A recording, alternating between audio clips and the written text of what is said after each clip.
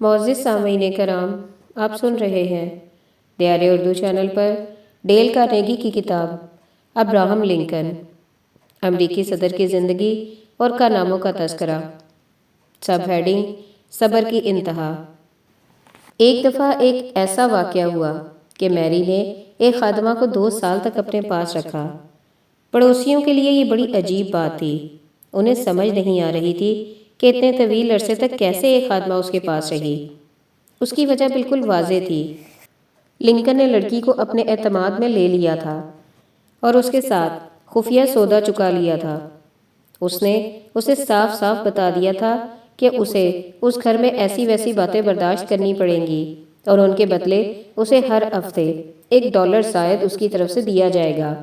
چنانچہ خادمہ کو جھڑکنا اور اس پر برسنا حسب معمول جاری رہا، لیکن اس اخلاقی اور مالی خفیہ معاہدے کی وجہ سے خادمہ ماریا استقلال سے کام کرتی رہی۔ جب میری خادمہ پر کینچی کی طرح زبان چلاتی تو اس کے بعد لنکن موقع پا کر اسے ایک طرف لے جاتا اور اس کے کندھوں پر تھپکی دیتے ہوئے اس کی دلداری کرتا، اور وہ کہتا، ماریا پرواہ نہ کرو، حوصلہ رکھو اور اس کے کام میں ہاتھ بٹاتی رہو۔ بعد میں اس نوکرانی نے شادی کر لی۔ اس کا خاوند گرانٹ کے ماتحت قتال میں شریک ہوا۔ جب لی نے ہتھیار ڈال دیے تو ماریا جلدی سے واشنگٹن گئی تاکہ فوراً اپنے خاوند کو آزاد کرائے۔ اس کی اسے اور بچوں کو از حد ضرورت تھی۔ جب وہ لنکن کے پاس پہنچی تو لنکن اس سے ملاقات کر کے بہت خوش ہوا اور پرانے زمانے کی باتیں کرتا رہا۔ وہ کھانے کے لیے اسے روکنا چاہتا تھا، لیکن میری اس کی بات پر کان نہ دھرتی تھی۔ اسے اس نے ایک ٹوکری پھلوں کی اور کپڑے بنانے کے لیے کچھ رقم دے کر رخصت کیا اور کہا کہ کل آنا، میں تمہیں فوجیوں کی صفوں کے لیے پاس دے دوں گا۔ لیکن اگلے روز وہ نہ آئی کیونکہ اسی روز لنکن قتل ہو گیا تھا۔ غرض میری ٹاڈ کا وقت اسی طرح گزرتا رہا۔ وہ دوسروں کا دل دکھاتی رہی اور ان کے دل میں اپنے متعلق نفرت کے بیج بوتی رہی۔ بسا اوقات اس کا رویہ بالکل دیوانوں جیسا ہوتا تھا۔ میری ٹاڈ کا خاندان کچھ عجیب عادات کا مالک تھا اور میری نے ورثے میں ایسی طبیعت پائی تھی جس کا بہت کچھ اظہار کیا جا چکا ہے۔ ڈاکٹروں کا خیال تھا کہ اسے کوئی ذہنی عارضہ لاحق ہے۔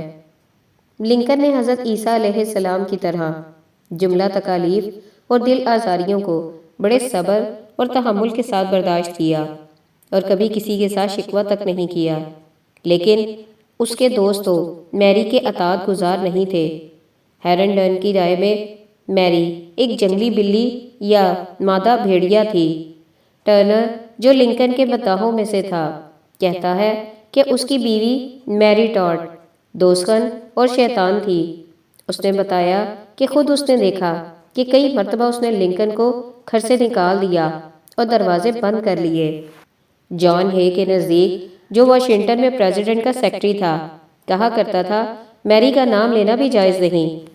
میتھوڈسٹ چرچ کا پادری ابراہم کا پڑوسی تھا اور دونوں کے تعلقات دوستانہ تھے۔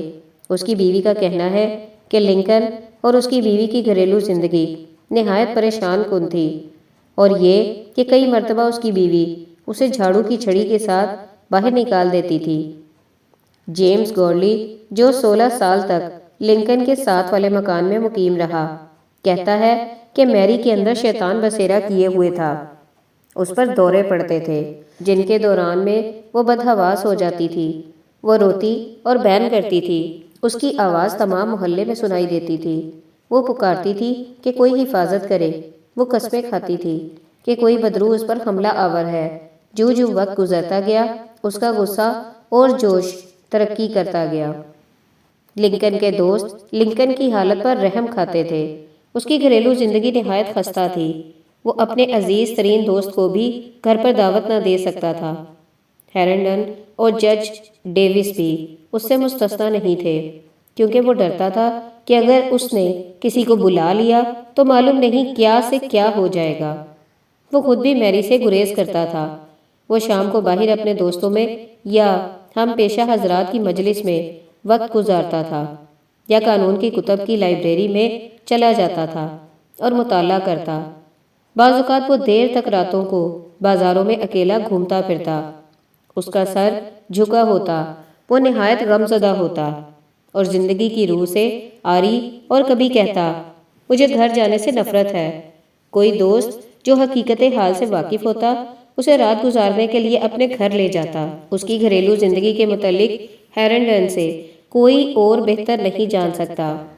ابراہم لنکن کی سوانح عمری کی تیسری جلد کے صفحہ 430 تا 434 پر وہ اس کی گھریلو زندگی کے متعلق یوں رقم تراز ہے۔ لنکن کو کسی پر اعتماد نہ تھا، اس لیے وہ راز کی بات کسی سے نہ کہتا تھا۔ اس نے اپنے مصائب کا میرے ساتھ یا کسی اور دوست کے ساتھ کبھی ذکر نہیں کیا۔ وہ یہ بوجھ بلا حیل و حجت خود ہی اٹھائے پھرتا تھا۔ اگرچہ وہ میرے ساتھ ذکر نہیں کرتا تھا، پھر بھی میں اس کی حالت کا اندازہ کر لیتا تھا کہ وہ کس قدر پریشانی کے عالم میں ہے۔ وہ سویرے بیدار نہیں ہوا کرتا تھا، اس لیے عموماً 9 بجے سے پہلے دفتر نہیں پہنچتا تھا اور میں اس سے 1 گھنٹہ پہلے پہنچتا تھا، لیکن کبھی کبھی وہ 7 بجے ہی دفتر چلا جاتا تھا۔ مجھے یاد ہے کہ ایک دن وہ سورج نکلنے سے پہلے ہی دفتر میں موجود تھا۔ اگر میں اسے دفتر میں موجود پاتا تو مجھے اندازہ ہو جاتا کہ کوئی ہوا چلی ہے جس سے گھریلو سمندر میں طوفان آ گیا ہے۔ ایسے موقعوں پر آسمان کی طرف دیکھتا رہتا یا کرسی پر دراز ہو جاتا اور اپنے پاؤں کھڑکی کے سل پر رکھ لیتا۔ جب میں داخل ہوتا تو میری طرف نہیں دیکھتا تھا اور میرے سلام کا جواب نہایت لاپرواہی سے دیتا تھا۔ میں کاغذ اور قلم لے کر کام میں مصروف ہو جاتا یا کسی کتاب کے ورق الٹنے لگتا، لیکن اس کی بے چینی اور افسوسناک حالت کا مجھ پر نہایت گہرا اثر ہوتا تھا اور میں بے چین ہو جاتا، اس لیے کسی نہ کسی بہانے کمرے سے باہر نکل جاتا تھا۔ دفتر کا دروازہ ہال کی ایک تنگ گزرگاہ میں کھلتا تھا۔ دروازہ کے نصف کواڑوں پر شیشے لگے تھے اور ان پر پردے پڑے ہوئے تھے۔ جب میں گزرتا تو پردے پھیلا دیتا تھا، لیکن نچلی منزل پر جانے تک مجھے تالے میں چابی گھمانے کی آواز سنائی دیتی اور مغموم لنکن کمرے میں اکیلا ہوتا۔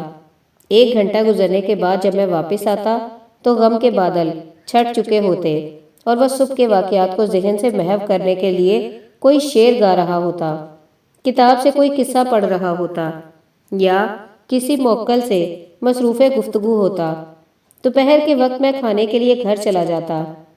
1 گھنٹے کے بعد جب واپس آتا تو لنکن کو وہیں پاتا۔ میری عدم موجودگی میں وہ سٹور سے کچھ پنیر اور خستہ بسکٹ لے آتا اور انہی پر گزارا کرتا۔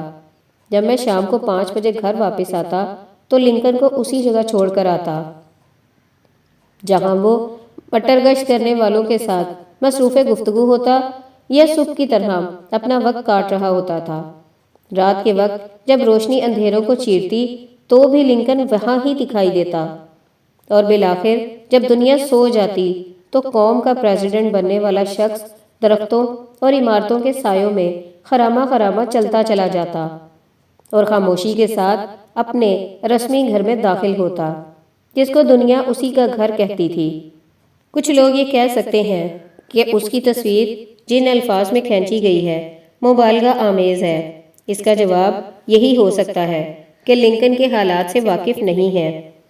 ایک دفعہ بیگم لنکن نے اس کی اتنی بری طرح گت بنائی اور اس پر اتنی دیر تک برسی کہ وہ جس کے دل میں کسی کے متعلق کوئی میل نہیں تھی ضبط نہ کر سکا اور اسے بازو سے پکڑ کر باورچی خانے سے گزرتے ہوئے دروازے سے باہر دھکیل دیا اور کہا تم میری زندگی تباہ کر رہی ہو، تم اس گھر کو دوزخ بنا رہی ہو، اب یہاں سے نکل جاؤ۔ سب ہیڈنگ میری ٹاڈ اور وائٹ ہاؤس۔ اگر لنکن این ریٹلس سے شادی کر لیتا تو غالباً اس کی زندگی پرمسرت ہوتی، لیکن وہ پریزیڈنٹ نہ بن سکتا۔ وہ سوچ وچار یا کوئی اور اقدام چستی سے نہیں کر سکتا تھا۔ وہ ایسے انسانوں کی طرح نہ تھا جو سیاسی برتری حاصل کرنے کے لیے سب کچھ کر گزرتے ہیں۔ دوسری طرف میری ٹاڈ کا وائٹ ہاؤس تک پہنچنے کا ارادہ غیر متزلزل تھا۔ وہ ہر قیمت پر ملک کے پریزیڈنٹ کی بیوی بننا چاہتی تھی، اس لیے جو ہی اس کی شادی ہوئی اس نے وگ پارٹی کے ٹکٹ پر اس کے کاغذات نامزدگی برائے امیدوار کانگریس داخل کرا دیے۔ مقابلہ ناقابل یقین حد تک سخت تھا۔ لنکن کا کسی بھی فرقے سے تعلق نہیں تھا، اس لیے اس پر کافر ہونے کا الزام لگایا گیا۔ اس کی بیوی ایک دولت مند خاندان سے تعلق رکھتی تھی، اس وجہ سے اسے امراء کے طبقے میں شمار کیا گیا۔ اگرچہ یہ الزامات بے بنیاد تھے، لیکن لنکن خیال کرتا تھا کہ یہ اس کی سیاسی شہرت پر برا اثر ڈالیں گے۔ چنانچہ اس نے اپنے ناقدروں کو یوں جواب دیا: جب سے میں اسپرنگ فیلڈ آیا ہوں، صرف ایک رشتہ دار مجھ سے ملاقات کرنے آیا ہے، اس پر بھی واپس جانے سے پہلے ایک یہودی کا برب چرانے کا الزام لگا۔ اگر ایسے امراء کے خاندان کا فرد ہونا باعث فخر ہے تو میں اس کا مجرم ہوں۔ جب انتخاب ہوا تو لنکن کو شکست ہوئی۔ یہ اس کے سیاسی افق پر پہلی کاری ضرب تھی۔ 2 سال کے بعد اس نے دوبارہ انتخاب میں حصہ لیا اور اس دفعہ اس کی جیت ہوئی۔ میری لنکن اس پر پاگل ہوئی جاتی تھی، یہ یقین کرتے ہوئے کہ اس کی کامیابی ابھی شروع ہوئی ہے۔ اس نے شام کو سیر و تفریح کے لیے نیا گاؤن بنوانے کا آرڈر دے دیا اور فرانسیسی لفاظی کو اور زیادہ شائستگی بخشی۔ جو ہی اس کا خاوند شہر پہنچا، اس نے اسے عزت مآب اے لنکن کے الفاظ سے نوازا، لیکن جلد ہی ان کا استعمال ترک کر دیا۔ وہ واشنگٹن میں سکونت اختیار کرنا چاہتی تھی تاکہ وہاں مجلسی وقار حاصل کر سکے۔ اسے یقین تھا کہ وہاں جاہ و جلال اس کا منتظر ہے، لیکن جب وہ وہاں پہنچی تو حالات دگرگوں تھے۔ لنکن کی مالی حالت اتنی کمزور تھی کہ اخراجات کو پورا کرنے کے لیے اسے ڈگلس سے رقم ادھار لینا پڑی، جو اس نے گورنمنٹ سے پہلی تنخواہ ملنے پر ادا کرنے کا وعدہ کیا۔ اس لیے میری اور لنکن نے اسپرنگ کے بورڈنگ ہاؤس ڈف گرینز رو ہی میں قیام کیا۔ عمارت کے سامنے والی گلی کچی تھی اور اطراف کی روش بجری سے تعمیر کردہ تھی۔ کمرے تاریک اور دیواریں ٹیڑھی تھیں۔ مکان کے اوپری حصے میں بطخوں کا ڈربہ اور باغ تھا۔ چونکہ ہمسایوں کے سور سبزیاں کھانے کے لیے اکثر ادھر آ جاتے تھے، اس لیے چھوٹے بچے کو تھوڑے تھوڑے وقفے کے بعد لاٹھی لے کر جانوروں کو ہانک کر باہر کرنا پڑتا تھا۔ اس زمانے میں واشنگٹن کے شہر میں گلی سڑی اشیاء اور کوڑا کرکٹ اٹھانے کی تکلیف نہیں کی جاتی تھی۔ مسز اسپرنگ اپنے گھر کی گندگی عقبی گلی میں جمع کر دیتی تھی۔ گائیں، سور اور بطخیں آزادانہ وہاں آتی تھیں اور اپنے مطلب کی اشیاء کھا جاتی تھیں۔ میری لنکن پر واشنگٹن کی مجلسی زندگی کا دروازہ بالکل بند تھا۔ اس کی طرف التفات نہیں کی جاتی تھی۔ وہ بورڈنگ ہاؤس کے تاریک کمرے میں اکیلی بیٹھی رہتی تھی۔ اس کے بگڑے ہوئے بچے اور مسز اسپرنگ کا لڑکا، جو سبزیوں والے کتے سے سور ہانکنے کے لیے آتا تھا، سردردی کا باعث تھے۔ یہ حالات نہایت مایوس کن تھے، لیکن اس مصیبت کے مقابلے میں جو سیاسی تباہی کی صورت میں نازل ہونے والی تھی کچھ بھی نہ تھے۔ جب لنکن کانگریس کا ممبر بنا، اس وقت 20 ماہ سے میکسیکو کے خلاف جنگ جاری تھی۔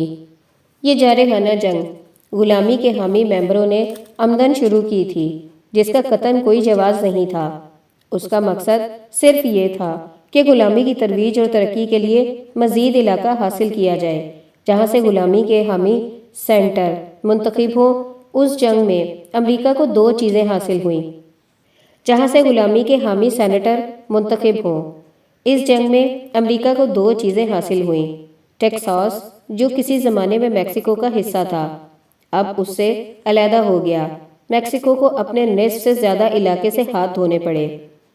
اس نئے علاقے میں 4 اور ریاستیں نیا میکسیکو، ایریزونا، نیویڈ اور کیلیفورنیا مارز وجود میں آئیں۔ گرانٹ کی رائے تھی کہ تاریخ عالم میں یہ جنگ سب سے زیادہ شرارت اور بے انصافی پر مبنی تھی، اور یہ کہ اس نے اس جنگ میں حصہ لے کر ناقابل معافی گناہ کیا ہے۔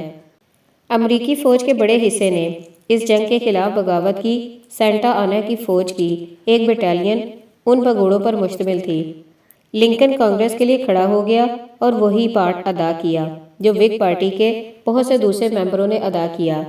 اس نے پریزیڈنٹ پر قتل و غارت کرانے، لوٹ مار اور ذلت کی جنگ کرنے کے الزامات لگائے اور کہا کہ آسمان کا خدا کمزوروں اور معصوموں کی امداد کرنا بھول گیا ہے اور طاقتور دوزخی شیطانوں اور قاتلوں کے گروہ کو مردوں، عورتوں بچوں کو ذبح کرنے اور معصوموں کے علاقے لوٹنے کی کھلی چھٹی دے دی ہے۔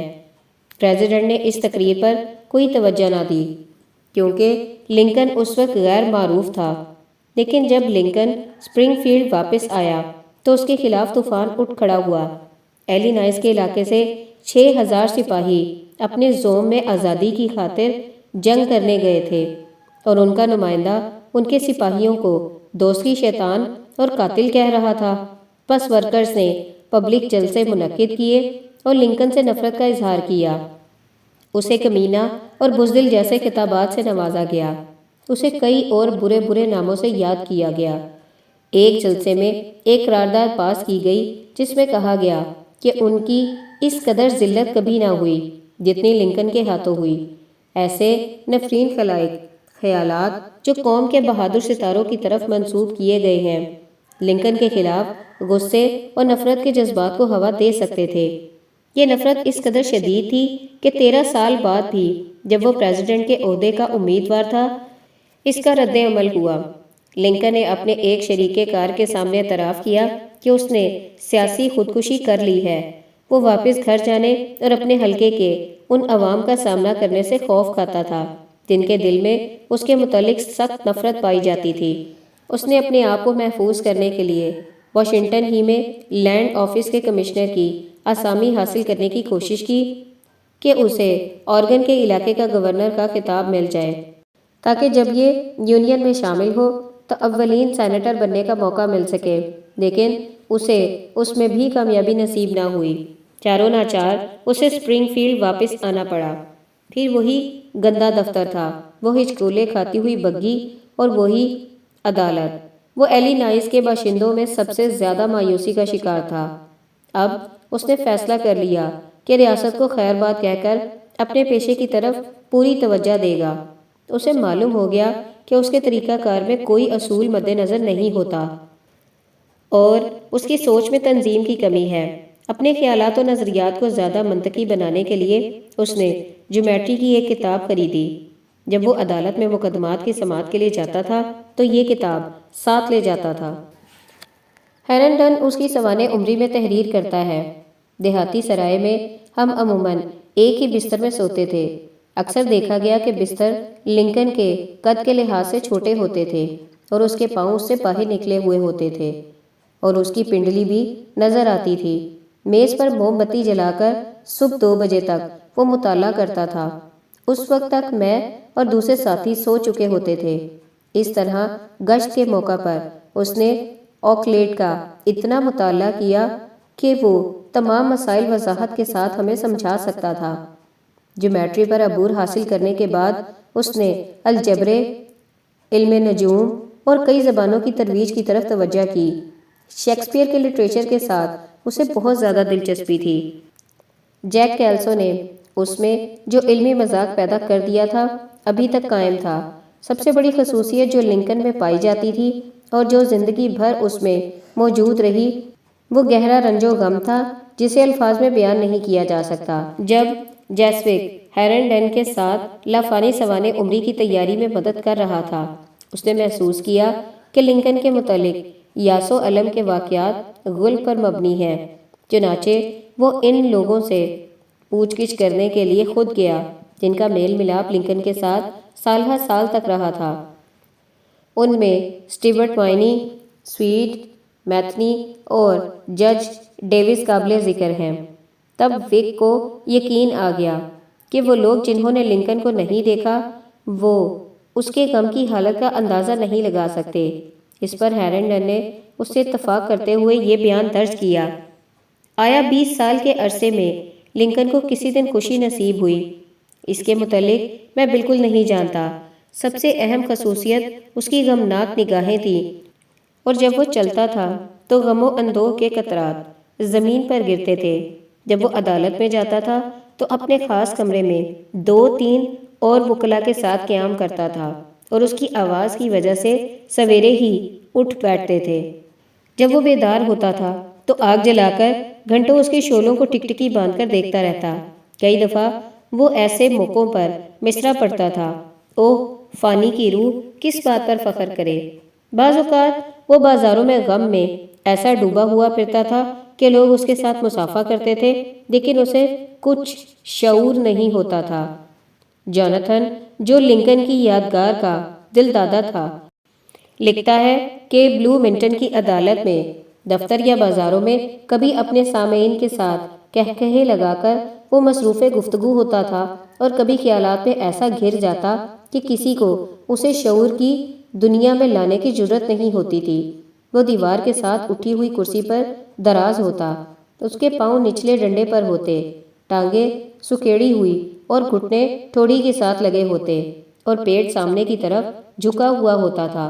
وہ ہاتھوں سے گھٹنے پکڑے ہوئے ہوتا تھا۔ اس طرح وہ غم کی تصویر بنا بیٹھا رہتا تھا۔ وہ گھنٹوں ایسی حالت میں رہتا۔ اس کے قریبی دوست بھی مداخلت کرنے سے گریز کرتے تھے۔ سینیٹر بیوریج نے لنکن کی شخصیت کا نہایت گہرا مطالعہ کرنے کے بعد یہ رائے قائم کی تھی کہ اس کے غم کی گہرائی اس قدر تھی کہ عام ذہن کا آدمی اس کا اندازہ لگانے سے قاصر ہے، لیکن اس کا مزاح اور کہانیاں بیان کرنے کا دلچسپ انداز بھی ایسا ہے جسے اس کی شخصیت سے جدا نہیں کیا جا سکتا۔ اس کے گرد لوگوں کے ٹھٹ لگ جاتے تھے اور وہ کہے لگا رہے ہوتے تھے۔ ایک عینی شاہد کا بیان ہے کہ جب لنکن کہانی کا مرکزی نقطہ بیان کرتا تو لوگ ہنستے ہوئے اپنی کرسیوں سے اچھل پڑتے۔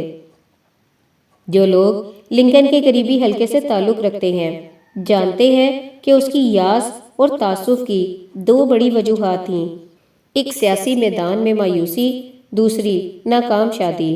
اس کے سیاسی افق پر 6 سال تک متواتر گھٹا ٹوپ اندھیرا چھایا رہا۔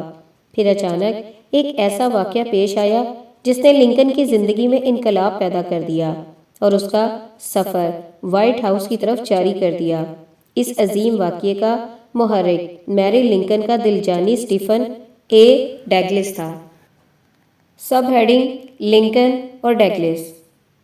1854 میں لنکن کے ساتھ ایک بڑا اہم واقعہ عہد نامہ مسوری کے ٹوٹنے کے نتیجے میں پیش آیا۔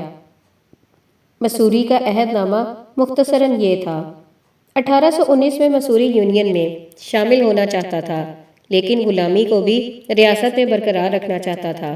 اس کے برعکس شمالی ریاستوں نے اس کی مخالفت کی کیونکہ وہ غلامی کے حق میں نہ تھیں۔ اس لیے حالات بڑے خطرناک ہو گئے۔ آخرکار دونوں کے لیڈر جمع ہوئے اور انہوں نے معاملے کو یوں سلجھایا کہ شمال اور جنوب دونوں کا مقصد پورا ہو گیا۔ مسوری کو غلامی کی حامی ریاست ہونے کی حیثیت سے یونین میں شامل کر لیا گیا، لیکن مسوری کی جنوبی حدود میں غلام رکھنے کی آئندہ اجازت نہیں مل سکتی تھی۔ لوگوں کا خیال تھا کہ اب جھگڑا ختم ہو گیا ہے، لیکن یہ حل عارضی ثابت ہوا کیونکہ 1/3 صدی گزرنے پر ڈگلس یہ معاہدہ ختم کرانے میں کامیاب ہو گیا اور مسپی دریا کے جنوبی علاقے میں غلام رکھنے کی پھر سے اجازت مل گئی۔ عہد نامہ مذکورہ کو ختم کرانے کے لیے ڈگلس کو بڑی جدوجہد کرنی پڑی۔ کانگریس میں یہ مسئلہ مہینوں تک معلق رہا۔ زبردست مباحثے ہوئے، ممبر ایک دوسرے پر رقیق حملے کرتے رہے، کبھی کبھی جوش میں آ کر ڈیسکوں پر کھڑے ہو جاتے، چاقو نکال لیتے اور بندوقوں کی نالیاں سیدھی کر لیتے، لیکن ڈگلس کی جذباتی تقاریر کے نتیجے میں جو رات بھر جاری رہیں، 4 مارچ 1854 کو عہد نامہ مسوری کالعدم ہو گیا۔ یہ حیران کن واقعہ تھا۔ واشنگٹن شہر میں پیغامبر رات بھر بھاگتے پھرتے رہے۔ نیو یارک میں توپوں نے سلامی دی۔ نیا دور شروع ہو گیا، لیکن یہ خون میں نہایا ہوا دور تھا۔ ڈگلس نے ایسا کیوں کیا معلوم نہ ہوتا تھا، یہ کوئی نہیں جانتا تھا۔ بوڑھے تاریخ دان ابھی تک اس کے متعلق دلائل ڈھونڈ رہے ہیں۔ البتہ ایک بات یقینی تھی کہ ڈگلس 1856 میں پریزیڈنٹ بننے کی امید کر رہا تھا اور وہ جانتا تھا کہ اس عہد نامے کے خاتمے کی وجہ سے جنوبی ریاستیں اس کی ہم نوا بن جائیں گی، لیکن شمالی علاقے میں اس کا کیا رد عمل تھا اس نے خود بتا دیا۔ خدا کی قسم، وہاں ایک طوفان برپا ہو گیا۔ اس کی بات درست تھی، چنانچہ ایسا ہی ہوا۔ اس طوفان سے دونوں پارٹیوں کے پرخچے اڑ گئے اور قوم خانہ جنگی کا شکار ہو گئی۔ نفرت اور احتجاج کے لیے کئی شہروں اور دیہاتوں سے لوگ خود بخود نکل کھڑے ہوئے۔ انہوں نے جلسے منعقد کیے اور ڈگلس کو باغی قرار دیا۔ اسے زمانے کا یہودا اسکریوتی کہا گیا اور اسے 30 چاندی کے سکے پیش کیے گئے۔ یہودا اسکریوتی وہ شخص تھا جو حضرت عیسیٰ علیہ السلام پر ایمان لایا تھا، مگر اس نے 30 پینس میں حضرت عیسیٰ علیہ السلام کو رومیوں کے ہاتھوں میں پکڑوا دیا تھا۔ اسے ایک رسا پیش کیا گیا اور خودکشی کرنے کی ترغیب دی گئی۔ مذہبی دنیا میں بھی اس کے خلاف جوش پیدا ہو گیا تھا۔ انگلینڈ میں 30,000 پادریوں نے اس کے خلاف احتجاج کیا اور یہ احتجاج سینٹ کے روبرو پیش کیا گیا۔ جوشیلے اداروں نے پبلک کے جذبات کو خوب بھڑکایا۔ شکاگو میں ڈیموکریٹک اخبارات نے ڈگلس کے خلاف متمردانہ رویہ اختیار کیا۔ کانگریس کے اجلاس اگست پر ملتوی ہو گئے اور ڈگلس اپنے وطن روانہ ہوا۔ جو نظارے اس نے راستے میں دیکھے وہ حیران کن تھے۔ بعد میں اس نے بتایا کہ بوسٹن سے ایلینائز تک وہ اپنی ہی پتلیوں کے جلانے کی روشنی میں سفر کر سکتا تھا۔ یعنی اس نے دیکھا کہ عام راستے میں لوگوں نے اس کے بے شمار پتلے جلائے اور اس کے ساتھ شدید نفرت کا اظہار کیا، لیکن وہ جرأت مند اور نڈر آدمی تھا۔ اس نے اعلان کیا کہ وہ شکاگو میں ایک جلسہ عام سے خطاب کرے گا۔ اس کے اپنے وطن ہی میں نفرت نے تعصب کا رنگ اختیار کر لیا تھا۔ اخبارات اس پر حملہ آور تھے اور وزراء نے یہ اعلان کیا کہ عوام کو اسے اجازت نہیں دینی چاہیے کہ وہ اپنے گندے سانس سے ایلینائز کی فضا کو ناپاک کرے۔ لوگ اسلحے کی دکانوں پر چڑھ گئے اور سورج غروب ہونے تک شہر میں ایک بھی پستول بکنے کے لیے نہ رہا۔ اس کے دشمنوں نے قسم کھائی کہ وہ اسے نیا گل کھلانے کی ہرگز اجازت نہیں دیں گے۔ یوں ہی ڈگلس شہر میں داخل ہوا۔ بندرگاہ کی تمام کشتیوں نے اپنے جھنڈے جھکا دیے اور آزادی کی موت کا ماتم کرنے کے لیے 20 گرجوں میں گھنٹیاں بجنے لگیں۔ جب رات اس نے تقریر کی، وہ شکاگو کی تاریخ میں گرم ترین رات تھی، جب لوگ کرسیوں پر بیکار بیٹھے تھے، ان کے سروں سے پاؤں تک پسینہ بہہ رہا تھا۔ جب ایک عورت نے جھیل کے ساحل پر ٹھنڈی ریت پر لیٹنے کے لیے جانے کی کوشش کی تو وہ بے ہوش ہو گئی۔ جتے ہوئے کئی گھوڑے بازاروں میں گر کر مر گئے۔ اتنی گرمی کے باوجود جوشیلے لوگ ہزاروں کی تعداد میں اپنی جیبوں میں ریوالور ڈالے ڈگلس کی تقریر سننے کے لیے جمع ہو گئے۔ شکاگو میں کوئی ہال اتنا بڑا نہیں تھا جو اس ہجوم کے لیے کافی ہوتا۔ وہ کھلے چوک میں جمع ہو گئے، گیلریوں اور قریب کے مکانوں کی چھتوں پر چڑھ گئے۔ ڈگلس کے پہلے جملے پر ہی لوگوں نے کراہنا اور شیشی کرنا شروع کر دیا۔ اس نے تقریر جاری رکھنے کی کوشش کی، لیکن سامعین چیختے چلاتے رہے اور ذلت آمیز گانے گاتے تھے۔ وہ اسے ایسی بیہودہ گالیاں بکتے تھے جو تحریر میں نہیں آ سکتی۔ اس کے کٹر حامی لڑائی کرنا چاہتے تھے، لیکن اس نے انہیں خاموش رہنے کی ہدایت کی۔ وہ عوام کو قابو میں لانے کے متعلق پر اعتماد تھا۔ وہ کوشش کرتا رہا، لیکن انہیں خاموش کرانے میں ناکام رہا۔ جب اس نے شکاگو ٹرائبون سے نفرت کا اظہار کیا تو عوام نے اس اخبار کے حق میں نعرے بلند کیے۔ جب اس نے دھمکی دی کہ اگر وہ اسے بولنے کی اجازت نہیں دیں گے تو وہ رات بھر کھڑا رہے گا، تو 8,000 آوازیں بلند ہوئیں کہ ہم بھی صبح تک گھر ہرگز نہیں جائیں گے۔ یہ اتوار کی رات تھی۔ انجام کار اس نے 4 گھنٹے کاوش اور بے عزتی کے بعد اپنی گھڑی نکالی اور چیختے چلاتے اور سیٹیاں بجاتے عوام کے مجمع کو پکار کر کہا، اب اتوار کی صبح شروع ہو گئی ہے، میں گرجے جاتا ہوں اور تم جہنم میں جا سکتے ہو۔ وہ مقرر کے سٹینڈ سے رخصت ہو گیا۔